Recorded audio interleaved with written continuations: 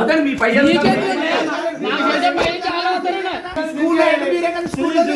నా పై అధికారికి తెలియాలి.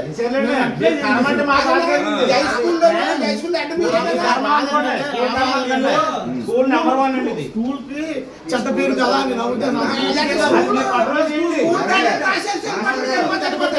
ఎంతమంది ఎందుకు మాట్లాడతారంటే అతని మీద కంప్లైంట్ పెట్టినప్పుడు వాళ్ళందరూ మన రాష్ట్రాల్లో అన్నది ఏంటంటే అతను 4 నెలలు ట్రాన్స్ఫర్ అయిపోయాడు,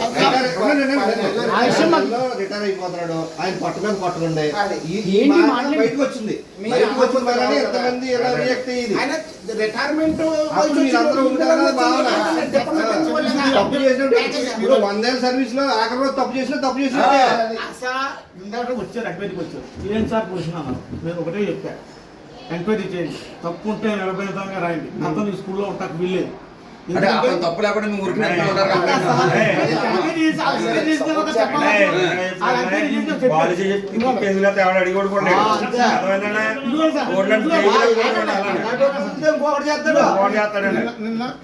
రాసిన రిపోర్ట్ ఒక్క నిమిషం ఏమైంది ఈ సంవత్సరం అతను మిస్బిహేవ్ చేస్తానని చెప్పేసి రాసిచ్చింది. ఇదే విషయాన్ని నేను పై అధికారుల దృష్టికి తీసుకెళ్ళండి, అతని మీద చర్యలు తీసుకోండి. పెట్టే సార్ నేను చర్యలు తీసుకుని నా చేతుల్లో లేదు కదా, నేను పై ఆఫీసర్కి తెలియజేశాను. వాళ్ళ తెలియజేసుకుంటాక మీరు తెలియపరిచారా? నేను తెలియపరిచాను. ఎప్పుడండి? ఎప్పుడు? శనివారం మధ్య నుంచి నాకు తెలిసిన వెంటనే నేను మీకు ఎంక్వైరీకి వచ్చి రిపోర్ట్ ఇచ్చారు. ఈ రిపోర్ట్ మీ పై అధికారులకు పంపారా? ఎప్పుడు? నిన్న పొద్దున్న నాకు ఇచ్చారు. నేను పొద్దున్న నాకు పెట్టాను. మా మెసేజ్ తోటి ఆల్రెడీ కంప్లైంట్ పంపేయామని చెప్పారండి. నేను పంపాను సార్ శనివారం మధ్యన చెప్తాను. మీరు 2 కంప్లైంట్ అని చెప్పారండి. చూపెడతాను సార్. శనివారం మధ్యాహ్నం నేను డిఓ గారికి పెట్టిన కంప్లైంట్ చూపెడతాను. ఇది డిఓ గారికి పెట్టిన కంప్లైంట్. ఇది నేను రాసింది, అది రాసినట్టు, ఇది జనాలు రాసినట్టు, ఇది నేను రాసినట్టు. అతని మీద చర్యలు తీసుకోవాలి.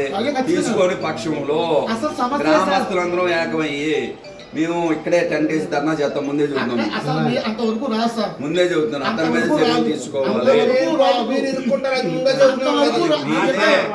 అంతవరకు రావు అని చెప్తున్నారు. మీరు ధర్నా చేసే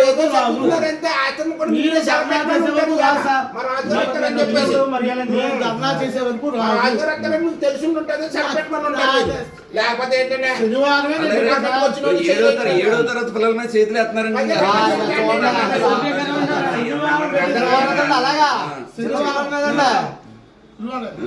నేను వెంటనే పెట్టే శనివారం హై స్కూల్ అంటే కదా, మరి ఆయన డెప్మెంట్ అయ్యేందురండి.